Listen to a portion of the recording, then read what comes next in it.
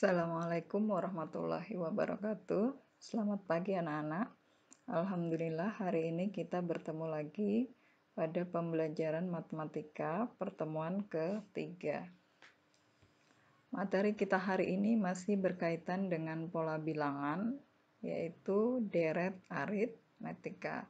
Masih ingat kan apa itu barisan aritmatika atau pola bilangan aritmatika? Ya, Ibu harap kalian semua masih ingat.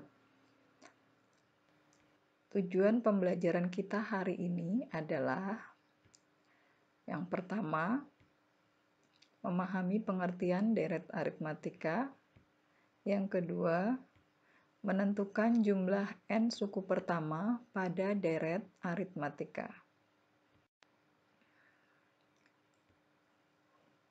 Deret adalah bentuk penjumlahan dari suku-suku pada sebuah barisan.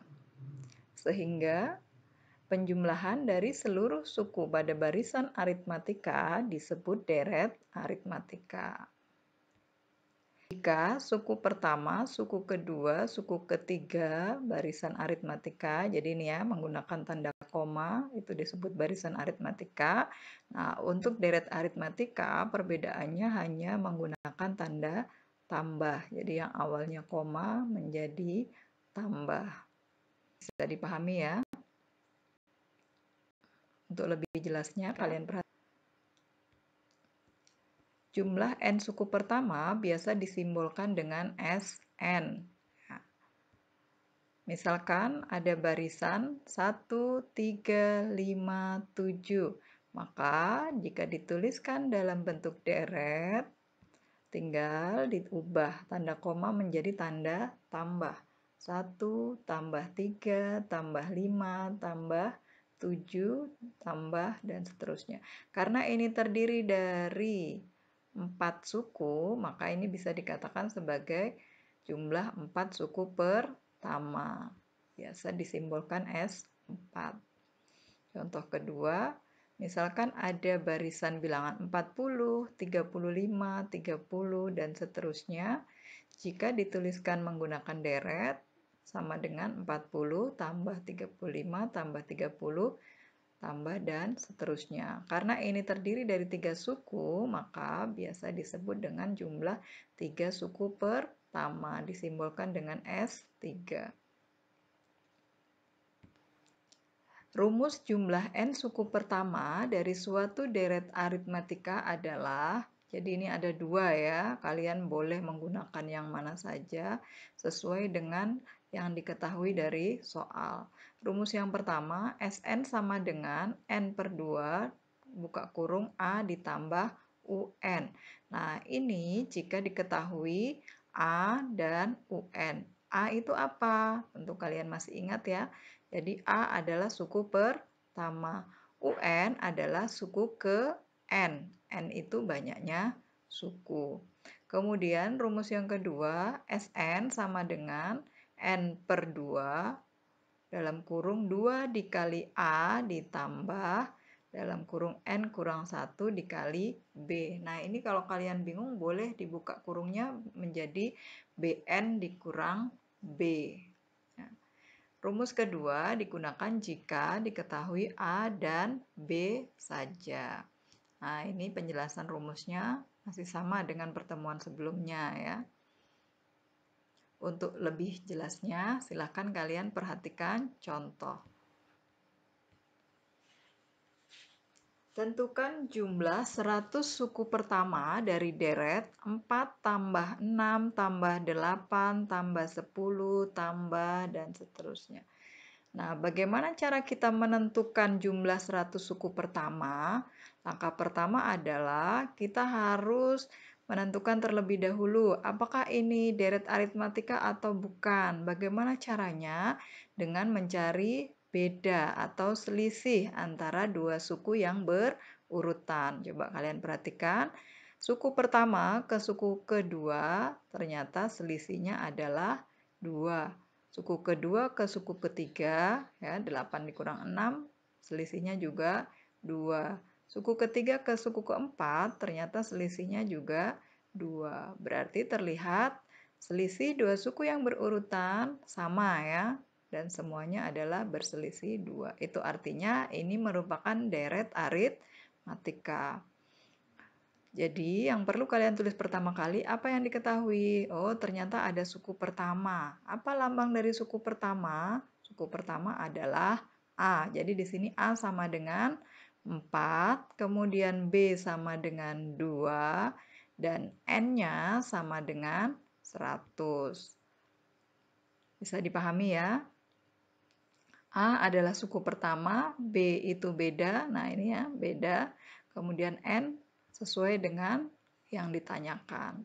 Selanjutnya, jika kalian sudah dapat menuliskan apa yang diketahui, silahkan lanjutkan ke apa yang ditanyakan. Yang ditanyakan adalah jumlah 100 suku pertama, berarti kita menggunakan rumus SN. Nah, di sini yang diketahui adalah A dan B, berarti kita menggunakan rumus SN yang kedua. SN sama dengan N per 2 dikali 2A ditambah N-1 kali B.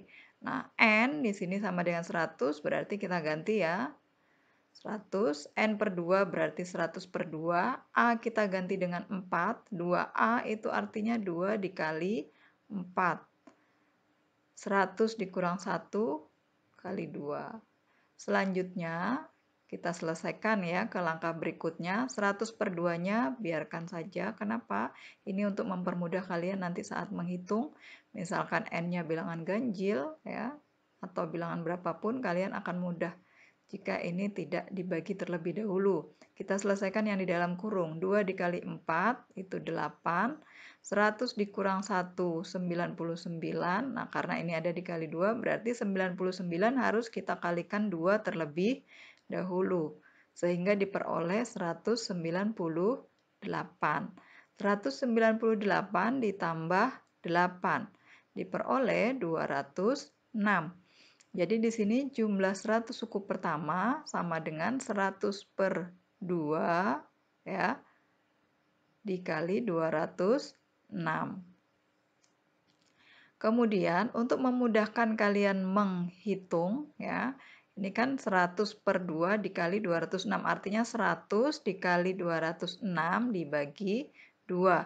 Untuk mudahnya pembilang dan penyebut, karena ini sama-sama habis dibagi 2, bisa kita coret ya. 2 dicoret, kemudian 206 juga dicoret. Nah, kenapa dicoret? Karena sama-sama kita bagi dengan 2. 2 dibagi 2 itu hasilnya 1. 206 dibagi 2 hasilnya 103. Sehingga diperoleh S100 sama dengan 100 dikali 103. Nah, kalau bentuknya sudah seperti ini mudah ya mengalihkannya. Tinggal kalian tuliskan bilangan 100 dan ditambah 02. Jadi S100 sama dengan 10.300. Jadi jumlah 100 suku pertama dari deret 4 tambah 6 tambah 8 tambah 10 tambah titik-titik adalah 10.300. Sampai sini bisa dipahami ya anak-anak ya. Jika ada yang kurang dipahami silahkan nanti ditanyakan. Nah, yang perlu diingat ini ya, yang di dalam kurung ini. Jadi yang di dalam kurung harus diselesaikan terlebih dahulu. Ibu rasa itu saja yang Ibu sampaikan di pertemuan kali ini. Untuk pertemuan berikutnya akan lebih banyak soal latihan yang Ibu berikan dan mudah-mudahan kita diberi kesempatan untuk tatap muka secara virtual atau terbatas. Undian soal hari ini cukup 1 ya, jangan lupa catatan dilengkapi ditambah dengan latihan soal ini.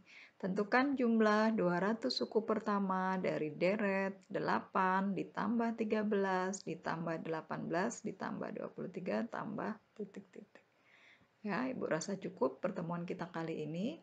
Ibu akhiri, wassalamualaikum warahmatullahi wabarakatuh.